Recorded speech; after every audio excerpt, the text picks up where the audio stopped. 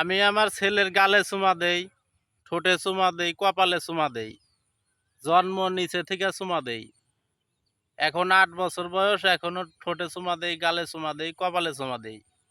কোনোদিন কোনো এতিমের গালে চুমা দেই নেই, এতিমের কপালে চুমা দেই নেই, এতিমের ঠোঁটে চুমা দেই নেই। কারণ আমার ঘৃণা করে।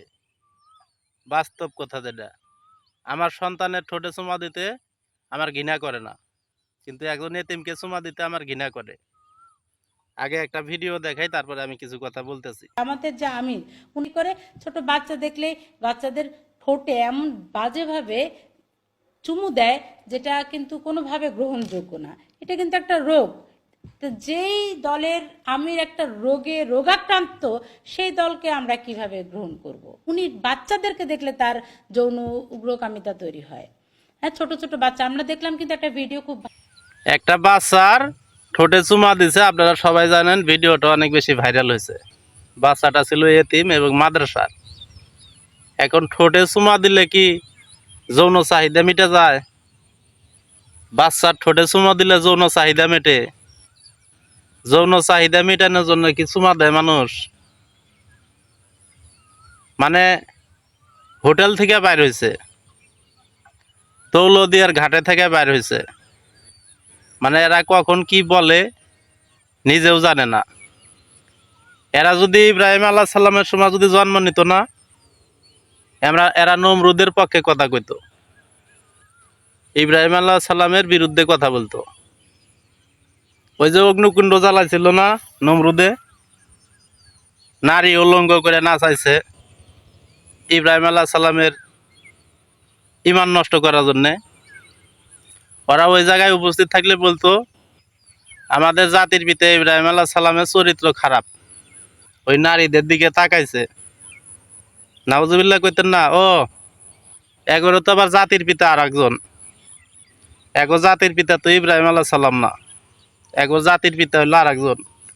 মানে কি পরিমাণ নিকৃষ্ট চিন্তা ভাবনা হইলে এই ধরনের কথা বলতে পারে? জামাতের আমির একজন সাধারণ মানুষ, একটা সাধারণ দলের, ইসলামিক দলের আমির বা প্রধান, একটা এতিম বাচ্চাকে চুমা দিছে, তাও ছেলে বাচ্চা, মেয়ে না। মেয়ে হইলে তো এতদিন কি হইতো তা তো বুঝতেছে নি। মানে কি যে একটা পরিস্থিতি বাংলাদেশের মধ্যে চলতেছে, ভিডিও আরো আছে, দেখেন আগে তারপরে।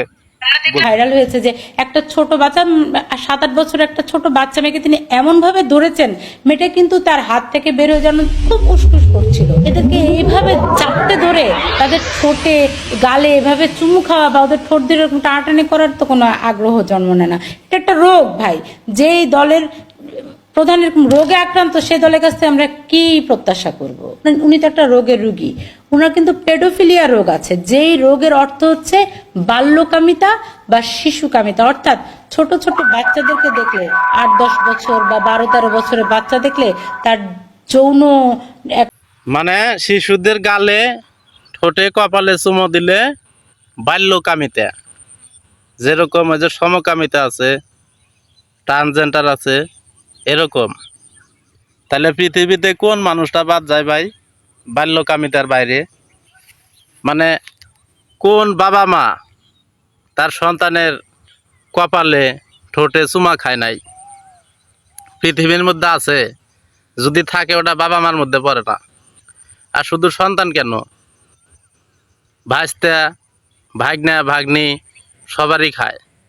কিন্তু একটা কথা যেটা, এতিমের কপালে চুমা খাইতে, এতিমের ঠোঁটে চুমা খাইতে নবীজির শিক্ষা থাকতে হয়।